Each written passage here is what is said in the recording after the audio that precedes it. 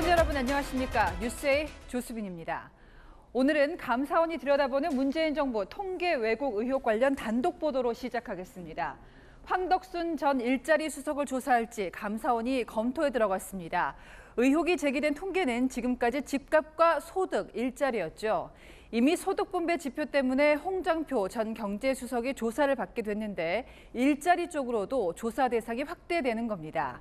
자, 2019년 상황으로 돌아가 보면요. 문재인 정부가 비정규직 제로를 추진했는데 거꾸로 비정규직이 87만 명이나 늘어나 버렸었죠. 당시 통계청장이 앞장서서 변명을 했었는데 이것도 청와대가 관여했을 수 있다는 겁니다. 먼저 우현기 기자가 단독 보도합니다. 감사원이 국가통계감사에 대한 감사기간 연장을 검토하면서 비정규직 통계 왜곡 논란과 관련해 문재인 청와대 대통령 일자리 수석을 지낸 황덕순 전 수석을 조사하는 방안을 검토 중입니다. 감사원은 최근 강신욱 전 통계청장과 통계청 직원들의 업무용 PC, 이메일 등을 포렌식한 결과 2019년 10월 강 전 청장이 청와대에 보고한 비정규직 통계 관련 수치와 당시 기자회견 발표 내용 사이에 차이가 있는 것을 확인한 것으로 전해졌습니다. 당시 문재인 대통령이 비정규직 제로 정책을 내걸었음에도 비정규직이 1년 만에 역대 최고인 87만 명이 증가하자 강 전 청장은 조사 방식이 바뀌었기 때문이라고 해명했습니다. 병행조사는 기존에 없었던 고용 예상 기간 등 기간 기준 강화에 따라 임금 근로자를 세분화하였는데 병행조사의 효과로 그동안 포착되지 않았던 기간제 근로자를 추가로 포착하여 감사원은 해명 과정에서 청와대의 개입 여부를 의심하는 것으로 알려졌습니다. 숫자가 이제 과대 추정된 것 같다라고 얘기를 해주신 거에 대해서 매우 다행이라고 생각합니다. 왜냐하면 그동안 통계청은 아주 보수적인 기관이어서 통계가 뭔가 잘못되었다 이런 얘기를 잘 안 하는 곳이기도 하고. 채널A는 황 전 수석과 강 전 청장의 해명을 듣기 위해 수차례 연락을 취했지만 닿지 않았습니다. 채널A 뉴스 우현기입니다. 이 조작 의혹이 불거진 비정규직 통계 결과를 발표한 사람은 강신욱 통계청장이었죠. 홍장표, 황덕순 전 수석과 함께 서울대 경제학과 동문이고요. 소득 주도 성장 찬성론자로 분류된 인물입니다. 강 통계청장이 직접 발표에 나섰던 것 상당히 이례적이었고요. 발표 직전에 보도 자료를 바꾼 것도 석연치 않다며 감사원이 파헤치고 있습니다. 역시 단독 보도로 이어갑니다. 김호영 기자입니다. 강신욱 당시 통계청장은 2019년 10월 29일 기자회견을 열어 비정규직 통계 결과를 발표했습니다. 그동안 해당 통계는 담당 과장이 발표를 해왔는데 통계청장이 직접 브리핑에 나선 겁니다. 금년도 부가조사와 전년도 결과를 증감으로 비교하는 것은 불가하며 그 증감 비교는 이용자 혼선을 야기할 수 있음에 유의하여 주시기 바랍니다. 감사원은 강 전 청장이 직접 발표를 한 배경과 통계청 내부에서조차 강 전 청장의 설명이 맞지 않는다는 비판이 제기됐지만 받아들여지지 않은 경위를 주목하고 있습니다.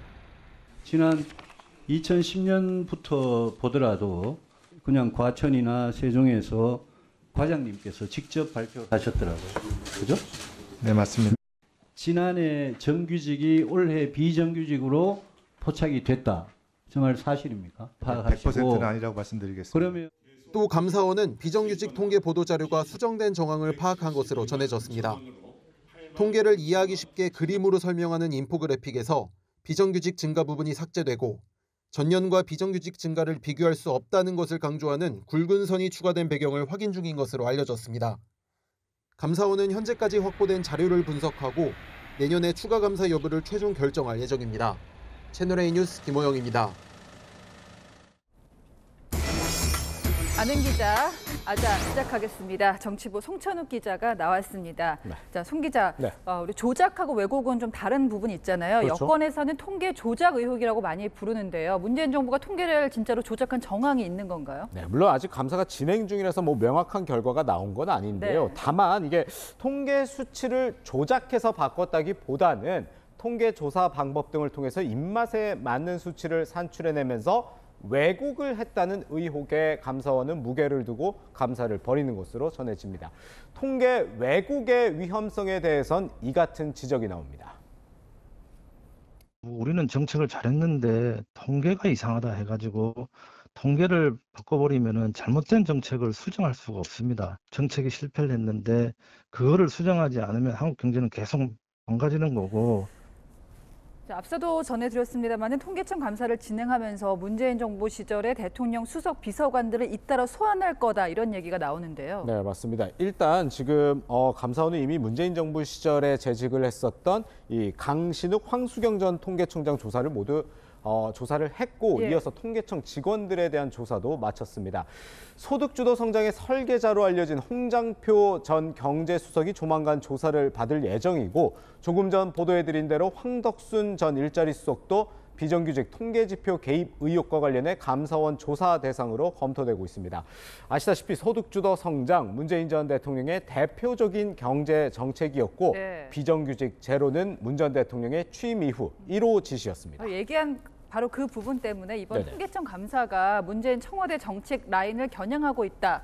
그런 얘기가 나오는 거 아니겠습니까? 네, 말씀하신 것처럼 아무래도 이 국가 통계라는 게 이 정책과 굉장히 밀접한 관계가 있기 때문에 그런 네. 얘기가 나오는 건데요. 앞서 감사원의 서해 공무원 피격 사건 감사가 국가안보실 대상이었다면 이번 통계 감사는 정책실을 겨냥한 것이란 분석이 나오고 있습니다. 이 조사 결과에 따라서 더 윗선인 정책실장까지 네. 조사가 이루어질 것이란 주장이 여권에선 흘러나옵니다. 그런데 이 의혹이 처음 제기된 게 아니라 문재인 정부 시절에도 야당이 같은 의혹을 제기한 적이 있었습니다. 네네. 그때는 실제 감사가 이루어지지는 않았었죠. 그렇습니다. 문재인 정부 시절에 이 국민의힘 야당이었잖아요. 네. 그때도 이 통계 정치화다 이런 공격을 많이 했고 또 당 일각에서는 감사원이 감사를 해야 된다 이런 목소리도 나왔었습니다. 하지만 문재인 정부 5년 동안 통계청은 단 한 차례도 감사를 받지 않았었습니다. 정권이 바뀐 직후 7년 만에 통계청에 대한 감사가 결정이 된 겁니다. 국정농단이 거창한 게 아니고요. 객관적인 진실된 통계 위에서 정책을 수립해 나가야 될 이럴 필요가 있다고 생각이 듭니다. 지금 3, 4분기에 감사를 할 계획을 갖고 있습니다. 자, 이렇게 되니까 통계 감사를 두고 여권에서는 국정농단이다, 국기문란이다 이런 좀 강한 표현까지 나오고 있는데요. 맞습니다. 오늘 고위 당정협의회가 열렸었는데요. 여기서도 이 통계 왜곡 의혹에 대해서 국민의힘이 심각한 국기문란이라면서 강력한 대응을 주문했고 정부는 적극 검토 대응하겠다고 밝혔습니다. 국기와 관련된 부분이라 엄정하고 철두철미하게 밝혀야 할 문제라고 의견을 모았습니다. 네, 원희룡 국토교통부 장관은 SNS에 문재인 정부가 정권 유지를 위해 부동산 관련 통계를 인위적으로 조작했다면 그것은 바로 국정농단이라고 적었습니다. 안보에 이어서 정책실까지 이제 감사원의 감사가 문재인 정부 전반으로 확산되는 분위기인데요. 네네. 야당이 된 민주당의 반발이 거셀 텐데 어떻습니까? 그렇습니다. 민주당은요, 이 먼지 털기식 감사를 통해서 정치 보복을 하고 있다 이렇게 주장하고 있습니다. 윤석열 정권 들어서 전 정부의 정책이나 모든 사안에 대해서 감사와 수사를 진행하겠다라고 하는 것이 그대로 엿보인다라고 하는 것이 전반적으로 민주당의 어떤 시각을 바라보는 거고요. 네, 앞으로요 여론전과 함께 감사원의 권한을 대폭 박탈하는 입법을 통해 대응에 나설 전망입니다. 자, 지금까지 아는 기자였습니다. 다음 뉴스입니다. 최강 한파가 매일 찾아옵니다. 서울 아침 기온이 영하 12도, 올겨울 가장 추웠죠. 얼만한 건 다 얼어붙었는데요. 동파 사고를 대비하셔야 합니다. 이번 추위가 모레까지는 더 갑니다. 김민환 기자입니다. 서울 여의도 한강공원. 선착장 주변으로 살얼음이 둥둥 떠다닙니다. 요트에는 고드름이 매달려 있습니다. 연일 한파가 이어지면서 보시는 것처럼 강변부터 얼음이 생기기 시작했습니다. 서울 홍제천에서 온몸을 꽁꽁 싸매고 운동을 하는 시민들. 산책로 건너편의 인공폭포가 꽁꽁 얼어붙었습니다. 물줄기가 새하얀 고드름으로 변해 물가에 닿을 정도로 길게 늘어져 있습니다. 50m 높이의 춘천 구곡폭포도 그대로 얼어붙었습니다. 근데 여기 와서 옷을 좀 더 갖춰 입었고 마스크가 방역이 아니라 방한 마스크인 것 같아요. 제가 여기 30년 있는데요. 올해가 제일 추운 것 같아요. 눈도 작년보다 일찍 눈이 오고. 전국에 최강 한파가 들이닥쳤습니다. 도로에 달걀을 풀어놓자 곧바로 얼기 시작하고 잘 떼어지지도 않을 정도로 바닥에 꽉 달라붙었습니다. 우유도 붓자마자 쉐이크처럼 변합니다. 며칠째 이어진 한파에 수도 계량기 동파 사고도 잇따랐습니다. 어제 새벽부터 오늘 오전까지 전국에서 총 22건의 동파 신고가 접수됐습니다. 서울시는 올겨울 처음으로 동파 예보 중 두 번째로 높은 동파 경계를 발령했습니다.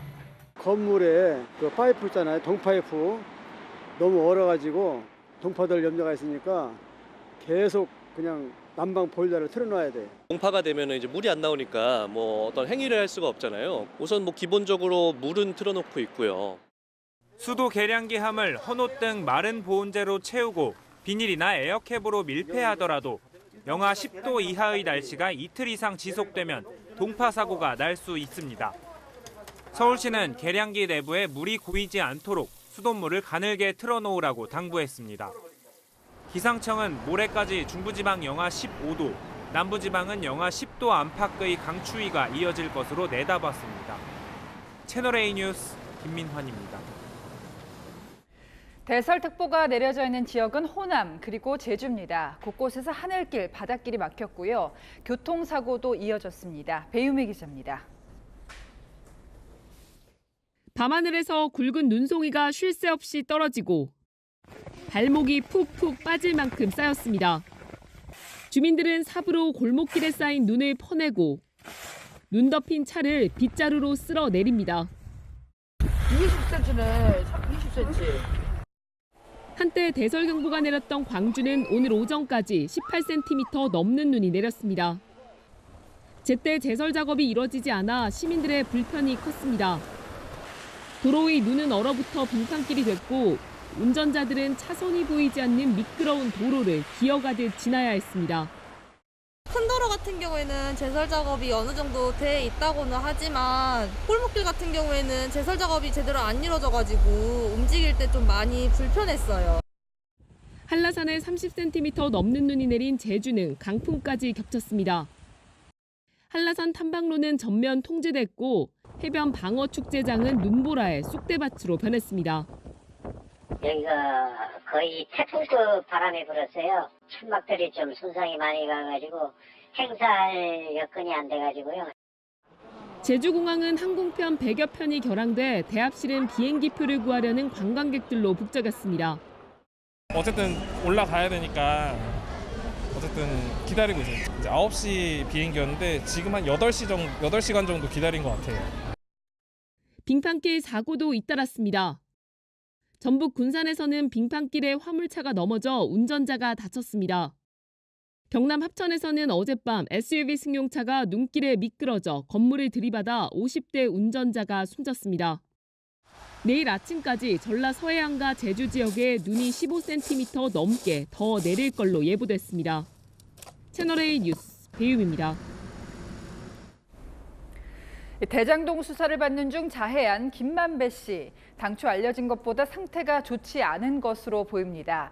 폐 손상 때문에 중환자실에서 집중 치료를 받고 있고요. 이렇게 되면 재판도 지연될 수 있는 분위기입니다. 한편 김만배 씨 최측근인 최우향 전 쌍방울 부회장은 오늘 구속 후에 첫 조사를 받았습니다. 김민공 기자입니다. 검찰이 쌍방울그룹 부회장 출신인 화천대유 최우향 이사와 이한성 공동대표를 소환한 건 오늘 오후. 그제 김만배 씨의 대장동 개발 수익 260억 원을 은닉한 혐의로 구속된 지 이틀 만입니다. 두 사람은 김 씨의 최측근으로 분류되는 인물입니다. 최 씨는 지난해 10월 김 씨가 출소할 당시 오토바이 헬멧을 쓰고 나타나 김 씨를 밀착 고조해 헬멧남으로 불려왔습니다. 김만배! 도망가지 마! 이거 보냈다는 최 씨는 이한성 공동대표와 함께 수표로 인출된 김 씨의 자산을 은닉해온 의혹을 받고 있습니다. 앞서 김만배 씨 측은 화천대유 법인 계좌가 가압류될 것을 우려해 수표로 인출했던 것이라며 이 중 일부로는 회사 운영에 따른 세금도 납부했다고 해명한 것으로 전해졌습니다. 최 씨 측도 오늘 비공개 소환 조사에서 해당 자금은 범죄 수익이 아니고 구체적인 액수도 다르다는 취지로 해명하면서 혐의를 전면 부인하는 것으로 알려졌습니다. 극단적 선택을 시도했던 김만배 씨는 오늘도 중환자실에서 폐기능 저하 정도를 모니터링하는 것으로 파악됐습니다.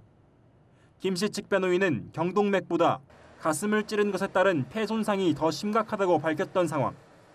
여기에 더해 오늘은 퇴원 일정이나 재판 추가 연기 신청 여부는 예상 불가능하다고 밝혔습니다.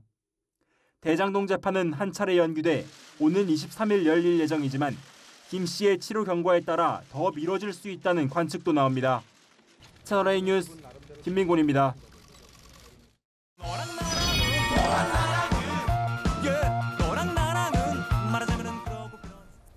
여랑야랑 정치부 정한희 기자 함께하겠습니다. 첫 번째 주제 보겠습니다. 네, 끝난 일. 박지원 전 국정원장의 모습이 보이는데요. 박 전 원장의 복당을 두고 논란이 계속되고 있어요. 예, 이 박지원 전 국정원장은 그제 열렸던 이 민주당 최고위 회의에서 자신이 신청한 복당 신청이 당 분열을 이유로 보류되자 직접 해명에 나섰는데요. 2016년 탈당에 안철수 대표가 이끌던 국민의당에 합류했던 일에 대해서 다 끝난 일이다라고 주장했습니다. 왜 끝난 일이라고 하냐면은 문 전 대통령과 일화를 소개했잖아요. 네, 맞습니다. 이 박 전 원장은 문재인 정부 출범 이후에 청와대를 찾아가 2번이나 사과를 했는데 당시 문 전 대통령이 덥석 박 전 원장의 두 손을 잡더니 저 그렇게 좁은 사람 아니다. 앞으로도 도와달라고 했다는 겁니다. 그러다가 나를 국정원장 시켰잖아요. 그럼 끝난 거 아니야? 그러면서 자신의 복당을 반대한 정청래 최고위원에게 전화를 걸어 사과했다고 밝혔습니다. 박 전 원장 입장에서는 끝난 일이라는데 정청래 최고위원 입장에서는 끝날 때까지 끝난 게 아닌 분위기인데요. 그렇습니다. 아직 민주당 일부 의원들에게는 끝난 일이 아닌 것 같습니다. 정청래 최고위원은 SNS에 박 전 원장을 경선 불복 탈당보다 더 악질적인 분당 사태의 핵심 인물이라며 잠재적 폭탄에 비유했는데요. 박 전 원장이 전화에 불평을 했지 사과하지 않았다고 반박했습니다. 박 전 원장과 불편한 관계에 있죠. 손혜원 전 의원도 박 전 원장의 배신 정치 역사가 너무 길고 선명해 당분간 시민의 용서는 불가능할 것이라고 쏘아붙였습니다. 이게 좀 잊어버린 분들이 있을 수도 있는데 손 전 의원이 목포 부동산에 투기했다는 의혹이 일지 않았습니까? 그때 박 전 원장이 좀 의원직 사퇴하고 복덕방을 개업했어야 한다고 공격하기도 했었죠. 네, 당시 손 전 의원도 이렇게 응수하면서 감정 싸움으로까지 번졌습니다. 제가 더 이상 국민들이 보고 싶어하지 않는 배신의 아이콘인 그런 노회한 정치인을 물리치는 방법이 있다면 박지원 의원을 상대할 그럴 정치인들이 눈에 띈다면 제가 그분을 돕겠습니다. 민주당 안팎에서 반대 의견이 적지 않은 만큼 박 전 원장이 원하는 대로 복당이 이뤄질지는 좀 더 지켜봐야 할 것 같습니다. 그렇습니다. 다음 주제 보겠습니다. 자, 무슨 논란인데요. 대통령 이름으로 보낸 연말 선물 원산지가 논란이 되고 있다고요? 네, 그렇습니다. 이 윤석열 대통령 이름으로 탄광 근로자, 환경미화원, 사회복지사 등 이 현장 근로자에게 선물한 농산물 가공식품이 원산지 논란에 휩싸였는데요. 볶음 땅콩과 호박씨는 100% 중국산이었고 호두와 아몬드, 또 건자두, 피스타치오는 100% 미국산이었습니다. 지금 말씀하신 품목이 좀 국산이 좀 없는 쪽이어서 논란이 된 것 같은데 농민들 입장에서는 기분이 좀 좋지는 않았겠어요. 네, 국회 농해수위 소속이죠. 민주당 윤준병 의원은 SNS에 이 대통령으로부터 연말 선물을 받았는데 내용물이 모두 외국 수입산이었다는 지역 주민의 말을 들었다고 올렸는데요. 해당 농민은 일부러 열받게 하려고 선물 보낸 것이냐고 하소연했다고 덧붙였습니다. 그러니까 선물을 보내면서 세심하지 못한 부분이 있었던 건데요. 왜 외국산 선물을 애시당초 선물한 겁니까? 이 해당 선물 세트는요, 중증 장애인 생산품 생산시설에서 판매하는 제품인데요. 이게 행안부에서 준비한 거라고 합니다. 대통령실이 아니라. 이 공공기관은 장애인의 안정적 일자리를 위해서 일정 규모 이상의 물품은 장애인 표준사업장 생산품으로 구매해야 하다 보니까 해당 제품을 선택한 걸로 보입니다. 논란이 커지자 행안부는 향후 정부의 연말 선물 품목 선정 시 제품의 원산지 확인 등에 주의하겠다고 밝혔습니다. 선물은 주는 사람도 받는 사람도 기분이 좋아야겠죠. 좀 더 세심하게 신경을 써야겠습니다. 네, 지금까지 여랑야랑이었습니다. 화물차를 트레일러가 들이받습니다. 쏟아진 컨테이너는 다시 고속버스가 들이받고 말았습니다. 이 고속도로에서 2차 사고, 특히 화물차 사고가 얼마나 무서운지 보여주는 사고입니다. 김정근 기자입니다. 트레일러 차량이 형체를 알아보기 힘들 정도로 찌그러져 있습니다. 함께 견인된 고속버스도 상황은 마찬가지. 문짝은 겨우 매달려 있고 앞 유리창은 박살이 났습니다. 사고 현장에선 도로에 떨어진 커다란 컨테이너를 수습하기 바쁩니다. 충남 천안 논산 고속도로에서 연쇄 추돌 사고가 발생한 건 어젯밤 9시 16분쯤. 차량 고장으로 갓길에 서 있던 25톤 화물차에 컨테이너를 싣고 달리던 트레일러 차량이 그대로 들이받은 겁니다. 사고 충격으로 컨테이너 4개가 도로에 떨어졌고 뒤따르던 고속버스가 미처 피하지 못하며 사고가 일어났습니다. 이 사고로 버스 기사가 크게 다쳤고 승객 2명과 트레일러 기사도 다쳐 병원으로 옮겨졌습니다. 나머지 승객 20여 명은 대체 버스를 타고 이동했습니다. 경찰 관계자는 갓길에 서 있던 화물차가 2차선에 조금 걸쳐 있다 사고가 난 걸로 보인다며 자세한 사고 경위를 조사하고 있다고 밝혔습니다. 도로 한복판의 SUV 차량에서 거센 불길이 치솟습니다. 소방대원들이 달려들어 불을 꺼보지만 차량은 결국 전소됐습니다. 서울 금천구 서부 간선도로에서 차량 화재가 발생한 건 어제 저녁 7시 26분쯤. 교통정체 때문에 서행하던 차량 2대가 추돌했는데 운전자들이 내려 사고 처리를 하는 중 SUV 차량에 갑자기 불이 붙은 걸로 경찰은 보고 있습니다. 소방당국은 이번 사고로 인한 인명피해는 없는 걸로 보고 자세한 화재 원인을 조사하고 있습니다. 채널A 뉴스 김정근입니다. 자리값 50만 원, 커피 한 잔에 10만 원입니다. 3년 만에 불꽃축제가 열렸던 부산 상권 얘기인데요. 싫으면 사 먹지 말아라. 아무리 장사하는 사람 마음이라지만 길게 보면 상도덕이라는 것도 남는 재산 아니겠습니까? 현장 카메라 배영진 기자입니다.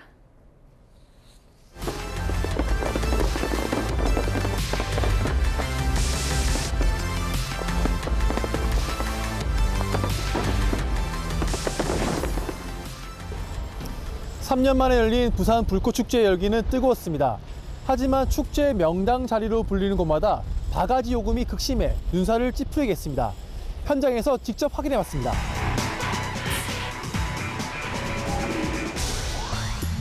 창밖으로 광안대교가 한눈에 보이는 주점. 테이블에 앉는 자리값만 50만 원입니다. 음식과 술은 별도입니다.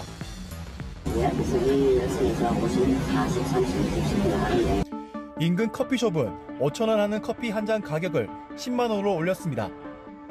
20배나 비싼 가격이지만 대부분 자리가 찼다고 자랑합니다. 라떼 안에 그 900원에 파운드가 있으시고요. 중간장 있는 거에다 찾고요. 스탠딩 좌석에서 보일 수 있으시고요. 비싼 술이 포함된 불꽃놀이 세트를 이용해야만 입장할 수 있는 곳도 있습니다. 술이 뭐 샴페인이나 아니면 위스키, 보드카 이런 게 2병 나가고 안주 2개 나가고 해서 40만 원. 이렇게 해서 저희가 일단 묶어가지고 구성을 지금 하고 있습니다. 숙박업소들도 마찬가지. 평소 숙박료가 10만 원 선이던 호텔은 5배 가까이 가격이 치솟았습니다. 그날이 불꽃 축제이기 때문에 그런 거예요. 다른 날은 금액이 안 그렇죠. 터무니없이 높은 가격을 매기고 마치 절반 이상을 깎아주는 것처럼 하는 꼼수도 등장했습니다. 할인율 높은 걸 좋아해서 불꽃 축제에 맞춰서 그냥 저희가 예약해놓은 금액이라서 기존 예약을 일방적으로 취소하거나 추가 요금을 요구하기도 합니다. 불꽃축제 개최 결정 전에 14만 원에 예약했는데 35만 원을 더 내든지 취소하라고 요구한 겁니다. 불꽃축제를 하는지도 몰랐고 이게 공공기관이 하는 일이 뭔가 싶기도 하고 너무 화가 나고 어이가 없어요. 태어나서 처음 하는 건데 부산 이미지도 너무 안 좋아졌고 불꽃축제 개최가 결정된 지난달 이후 바가지 요금으로 구청에 신고된 건수는 40건이 넘습니다. 업주가 불꽃축제에 맞춰 요금을 대폭 올려도 현행법상 단속할 근거는 없습니다. 추가 요금이나 일방적인 취소 등은 단속 대상이지만 가격 책정은 사업자 재량인 만큼 제지할 방법이 없습니다. 법에 사실상 명확하게 근거가 없으니까 평소 가격보다 너무 높게 책정해가지고 기존에 이용하시던 분들이 불편함을 느꼈다든지 할 계도를 다 했지요. 앞서 방탄소년단의 부산 콘서트 때도 500만 원짜리 숙소가 등장하는 등 큰 행사가 열릴 때마다 바가지 요금 논란은 반복되고 있습니다. 지자체 같은 데 가보면 조례규칙을 만들어서 이때 우리 그 지역의 이미지 살리고 그다음에 많은 관광객이 또 오게끔 하는 지자체에서도 교육을 많이 시켜야죠. 부산시는 2030년 엑스포 유치를 계기로 국제 10대 관광도시에 진입하겠다는 청사진을 그리고 있습니다.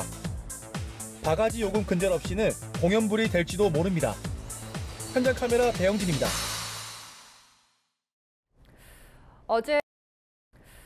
어제 숨진 12살 어린이는 학교 근처 횡단보도를 건너다가 참변을 당했습니다.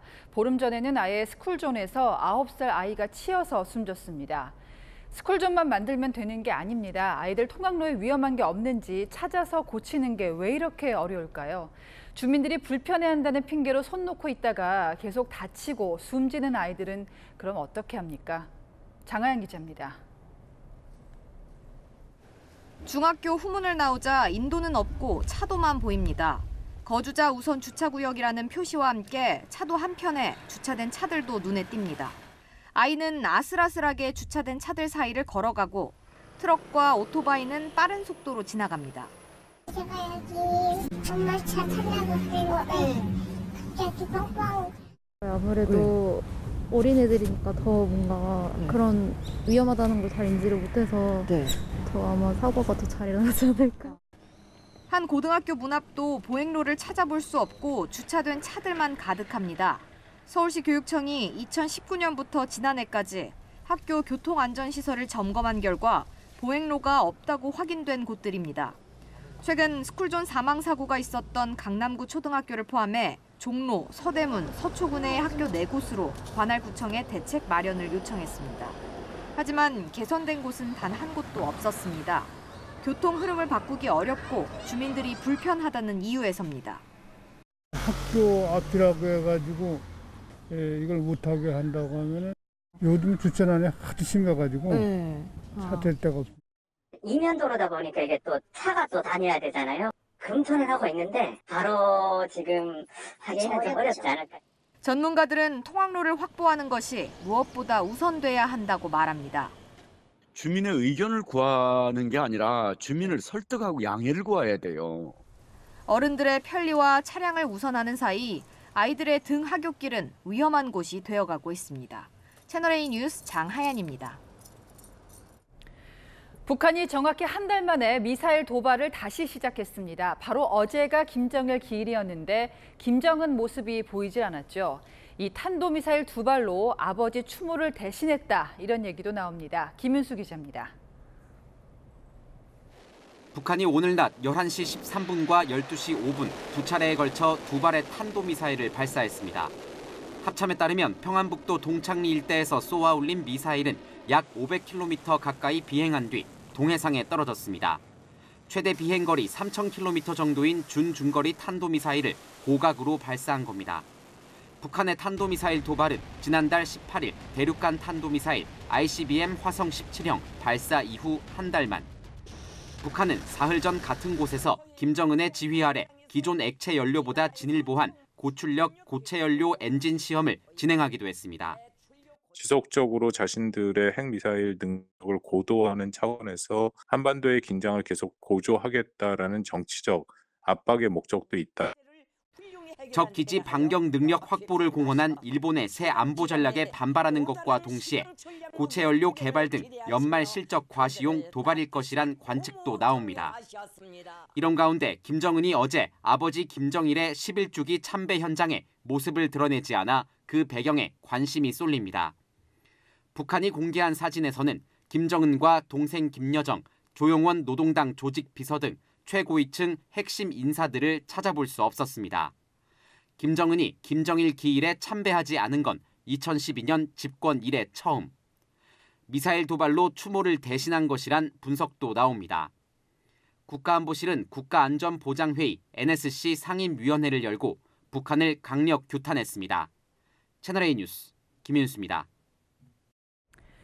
집값이 떨어지면 바로 불거지는 문제가 전세 사기, 깡통 전세입니다. 얼마나 심각한지 저희가 알아봤더니요. 보증금 떼이고 법원에 호소하는 세입자들이 위험할 정도로 늘고 있습니다. 이민준 기자입니다.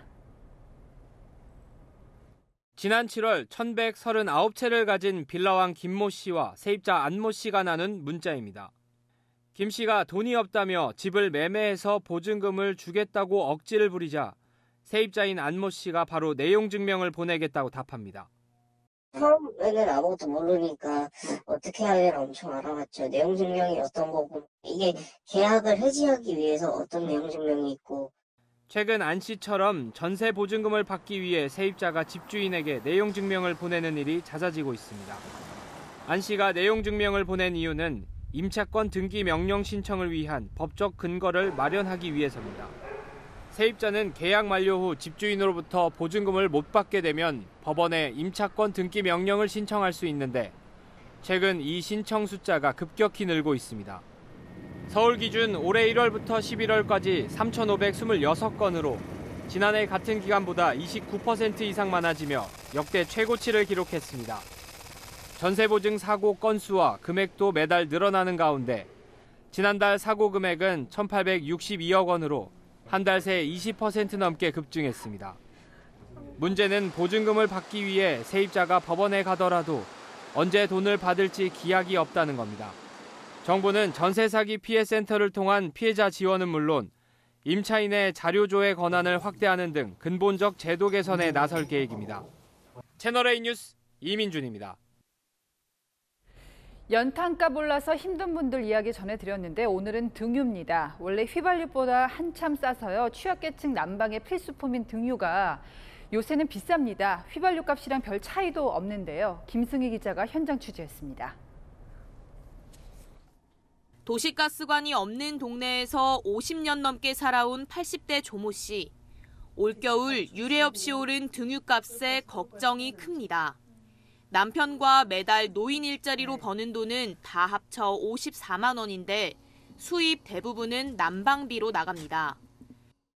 4개월 하는데 한 110만 원이면 살았는데 지금은 한 160, 150 그렇게 잡아야 돼요. 그거 내는 동안에는 뭐 간식 같은 거 하나도 못 사 먹지. 겨울철 연탄 지원도 먼 이야기. 담요는 물론 위도도 3겹씩 겹쳐 있습니다. 연탄은 여기 많이 지원해줘요. 근데 우리는 연탄불이 없으니까 옛날에는 25도, 30도 하면 이게 막 훈훈하게 돌아갔는데 지금 20도, 19도 그렇게 덧바다로 입던가 이런 저거로 입던가 그러고 살지. 실제로 지난주 리터당 실내 등유 가격은 1,562.4원. 지난해보다 65% 넘게 오른 건데 같은 기간 1,568원대 휘발유 가격과 거의 맞먹습니다. 등유값이 이렇게 오른 이유는 갑자기 추워진 날씨에 난방 수요가 급등한 데다 하늘길이 열리며 항공유로 쓰이는 등유 수요가 늘었기 때문입니다. 등유 사용에 대한 정부 지원은 있지만 1인 기준 11만 원, 4인 기준 27만 원이 조금 넘는 수준입니다. 올겨울에 특히 춥다고 그래서 유럽이나 일본은 그 에너지 바우처의 금액을 대폭 상향 조정했는데 우리는 뭐 조금밖에 안 올랐어요. 좀 대폭 늘릴 필요가 있거든요. 전체 에너지유 소비량의 5%대에 불과한 등유. 취약계층의 주 연료인 만큼 개별 소비세 유예 등 지원 방안이 시급하다는 지적입니다.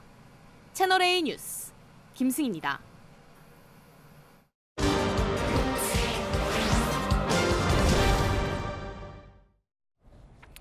한 대에 수억에서 수십억 원씩 하는 슈퍼카를 경찰차로 쓰는 나라들, 카타르나 아랍에미리트 같은 산유국들입니다. 나라에 돈이 넘치니까 이런 사치도 불이나 보다 싶지만 알고 보면 속사정이 따로 있습니다. 무슨 얘기일까요? 세계를 보다 곽정아 기자입니다. 월드컵이 열리는 카타르 시내에 정차해 있는 경찰차. 3억 원대에 달하는 람보르기니 우루스입니다. 포르쉐 파나메라와 카이엔, 람보르기니 가야르도 같은 고가의 스포츠카도 경찰차로 활용합니다. 이웃나라인 아랍에미리트의 두바이 경찰도 007 차로 불리는 에스턴 마틴, 배트맨 영화에 등장했던 람보르기니, 40억 원에 달하는 부가티 베이론까지 호화 슈퍼카를 경찰차로 이용 중입니다. One Dubai police official says the supercar won't be deployed to fight crime. Instead, it'll be kept in the city's tourist areas to, quote, show how classy Dubai is. 그런데 이 중에는 버려진 슈퍼카를 재활용하는 사례가 적지 않은 것으로 알려졌습니다. 두바이 공터나 폐차장에 버려지는 차량만 매년 2,000에서 3,000대인 것으로 알려졌습니다. 먼지 가득한 차량 중에는 단 399대만 한정 생산된 페라리 엔조 모델이 있는가 하면 람보르기니나 페라리 등 수억 원에서 수십억 원에 달하는 차들도 쉽게 찾아볼 수 있습니다. Imagine being in an accident like this. Oh my God. 수리하는 것보다 새로 사는 게 낫다고 여기는 중동 부자들이 슈퍼카 구입을 남발하는 것이라는 풍문도 있지만 실상은 전혀 다릅니다. 아랍에미리트에서는 슈퍼카 할부 대금을 내지 못하거나 빚을 연체하는 상황이 발생을 하면 단순히 민사로 해결하는 게 아니라 이슬람 관습법인 샤리아에 따라서 가혹한 처벌을 받게 되는데요. 이를 두려워해서 차를 버리고 도망가는 사례가 적지 않다는 겁니다. 특히 10명 중 9명이 외국인인 두바이에선 차를 버리고 출국하는 외국인들도 늘고 있습니다. 계약서에 나와 있는 정도의 그 위약금만 물고 또 물건을 뺏기는 거에서 끝나는 게 아니라 법정에 가서 형을 살아야 되거든요. 차량을 버려두고 이제 그냥 도망간다거나.